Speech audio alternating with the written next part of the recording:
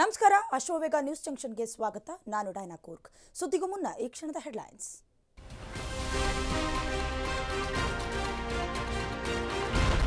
ಕದನ ವಿರಾಮ ಸಂಬಂಧ ಹೈವೋಲ್ಟೇಜ್ ಮೀಟಿಂಗ್, ಭಾರೀ ಕುತೂಹಲ ಮೂಡಿಸಿದ ಡಿಜಿಎಂಒಗಳ ಮಾತುಕತೆ. ಮಧ್ಯಾಹ್ನ 2:30ಕ್ಕೆ ಸುದ್ದಿಗೋಷ್ಠಿಯಲ್ಲಿ ಮಾಹಿತಿ. ಡಿಜಿಎಂಒಗಳ ಮಾತುಕತೆಗೂ ಮುನ್ನ ಮೋದಿ ಸಭೆ, ಸಿಡಿಎಸ್ 3 ಸೇನೆಗಳ ಮುಖ್ಯಸ್ಥರು ಭಾಗಿ. ಪಾಕ್ ವಿರುದ್ಧ ಮುಂದಿನ ನಡೆ ಹೇಗಿರಬೇಕು ಎಂದು ಚರ್ಚೆ.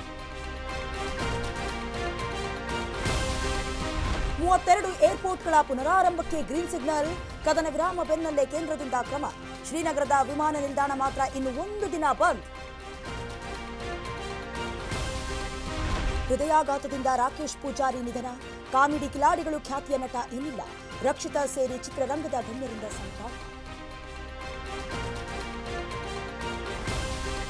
ಟೆಸ್ಟ್ ಕ್ರಿಕೆಟ್ಗೆ ಗುಡ್ ಬೈ ಹೇಳಿದ ವಿರಾಟ್ ಕೊಹ್ಲಿ. ವಿದಾಯದ ಬಗ್ಗೆ ಜಾಲತಾಣದಲ್ಲಿ ಭಾವುಕ ಪೋಸ್ಟ್. ಏಕದಿನ ಪಂದ್ಯಗಳನ್ನು ಮಾತ್ರ ಆಡಲಿರುವ ಕಿಂಗ್.